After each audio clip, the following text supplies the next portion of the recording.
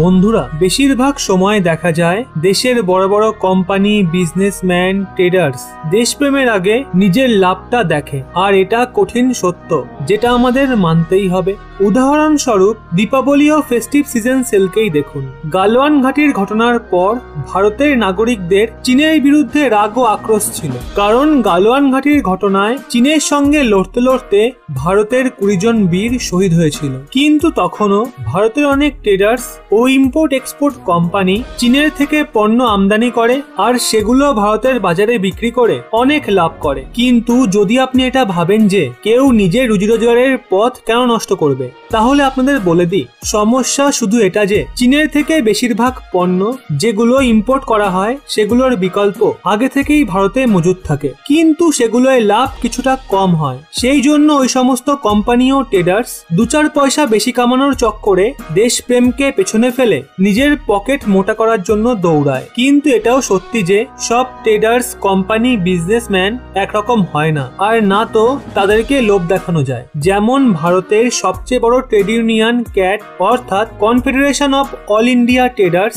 নিজেই একটা লিস্ট তৈরি করে ওই সমস্ত চীনা পণ্যগুলোকে ব্যান করে যেগুলোর বিকল্প ভারতে আগে থেকেই মজুদ ছিল। আর ওদিকে ভারতে রতন টাটাজির মতো বিজনেসম্যান ও ইন্ডাস্ট্রিয়ালিস্টও রয়েছে, যে প্রাকৃতিক দুর্যোগ হোক বা মন্দা, বেকারত্ব হোক বা ভারতীয় সেনার সহায়তার জন্য এগিয়ে আসা, ভিন্ন ভিন্ন ভাবে দেশকে সংকটের হাত থেকে বার করে আনার জন্য নিজের পুরো যোগদান দিয়েছে। আজ যখন ভারতের সামনে চীনের ছড়ানো করোনা ভাইরাসের মতো মহামারী এসে উপস্থিত হয়েছে, তখনও সম্মানীয় রতন টাটাজি ও তার কোম্পানি টাটা দেশের সেবার জন্য কার্যরত রয়েছে। যেমনটা আমরা সবাই জানি, 16 জানুয়ারির পর থেকে ভারতেও ভ্যাকসিনেশন প্রোগ্রাম শুরু হয়ে গেছে, যেটায় ভারত সরকার দেশের 80% নাগরিকদের কভার করা যোজনা বানিয়েছে। কিন্তু এটা যতটা সহজ মনে হচ্ছে ততটা সহজ কিন্তু একদমই নয়, কারণ আমেরিকা, ব্রিটেন ও ফ্রান্সের মতো বড় বড় ডেভেলপ দেশকেও ভ্যাকসিনেশন প্রোগ্রামে অনেক সমস্যার সামনা করতে হচ্ছে। তাদের নিজেদের ভ্যাকসিনেশন প্রোগ্রামে অনেক সমস্যার সামনা করতে হচ্ছে।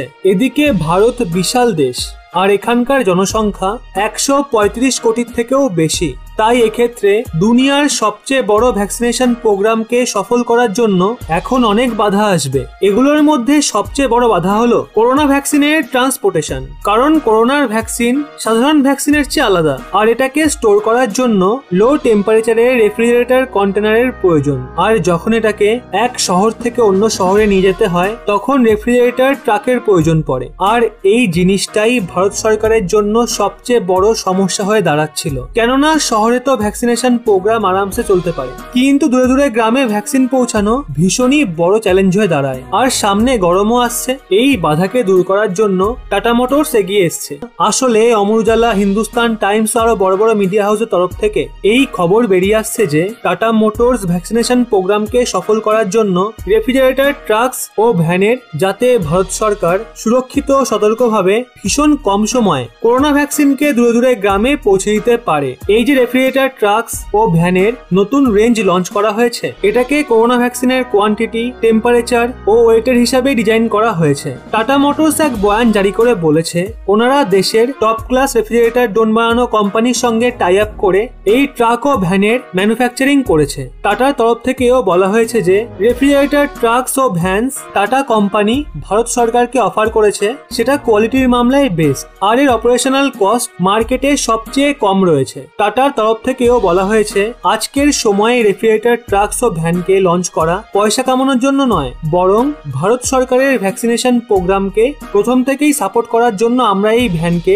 গভর্নমেন্ট রেগুলেশন ও ভ্যাকসিন ম্যানুফ্যাকচারের গুরুত্বের সঙ্গে ম্যানুফ্যাকচার করেছি। টাটার রেফ্রিজারেটর, ট্রাকস ও ভ্যান লঞ্চ হওয়ার কারণে এই সেক্টরেও আত্মনির্ভর হয়ে যাবে। রিপোর্টের মতে টাটা যে রেফ্রিজারেটর, ট্রাকস ও ভ্যানের রেঞ্জ অফার করছে, সেটা মার্কেটে বাকি বিকল্পগুলোর থেকে অনেক সস্তা। এই রেফ্রিজারেটর, ট্রাকস ও ভ্যান লঞ্চ করে টাটা আবারও একবার সময় থাকতে ভারত সরকারকে আশ্বস্ত করে ভারতের বড় সমস্যা দূর করেছে, যেটা পরিষ্কার বুঝিয়ে দেয় যে টাটা মার্কেটে শুধু লাভ করার জন্যই নেই, বরং দেশ সেবার জন্যও রয়েছে। অবশ্য আপনি এই দুজনের মধ্যে কাকে বেশি পছন্দ করেন, মুকেশ আম্বানি নাকি রতন টাটাজি? অবশ্যই নিচে কমেন্ট করে জানান, এবং এরকমই ব্যাক টু ব্যাক আপডেট পেতে রহস্য বাংলা এই চ্যানেলটি সাবস্ক্রাইব করে পাশের বেল আইকনটি অল করে রাখুন।